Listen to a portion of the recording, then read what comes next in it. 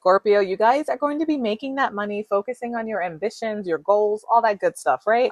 But I am seeing some type of pain, breakup, reflecting. This is all about like cleansing yourself.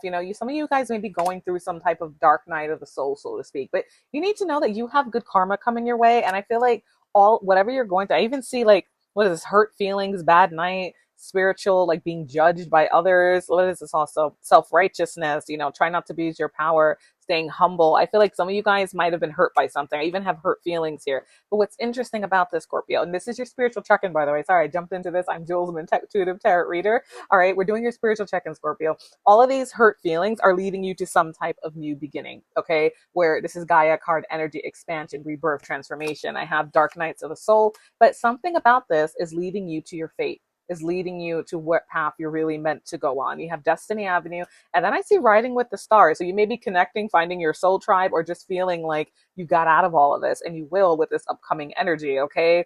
This is like seeing past superficial things. You might have even been caught up in materialism a little bit too much. Nothing wrong with abundance and having money, but something about this energy is like, has hit you hard, and it could be other dynamics in your life, of course, obviously. And it's telling you to have faith.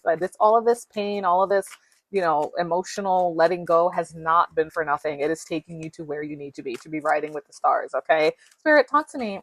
What else does Scorpio need to know in their spiritual check-in strength, regaining your confidence, regaining your power, all right? I'm telling you, that's one thing about tough cycles in life. It does make us stronger. It does give us wisdom, like as crappy as it is to go through sometimes, all right? So what do we got here? We have some hurt. So I do see there is a sense with the Seven of Swords and the Magician together. That could be lies, deceit, people manipulating you, thinking you met the ideal person, but it turns out there was an avoidance or some type of games being played. And there you are, Six of Swords, healing, moving past obstacles, okay? Now, some of you may also be with this energy, depending on what you're doing in your life, especially with the finances being highlighted, maybe being strategic to overcome obstacles, okay? But I do see healing and smoothing out conflicts and things happening, and hermit. See, that's that reflection time and trying to find your inner light, okay? With the Dark Night of the Soul card, calling on your faith, spirit, God, the universe, whatever you pray to kind of help you through this energy.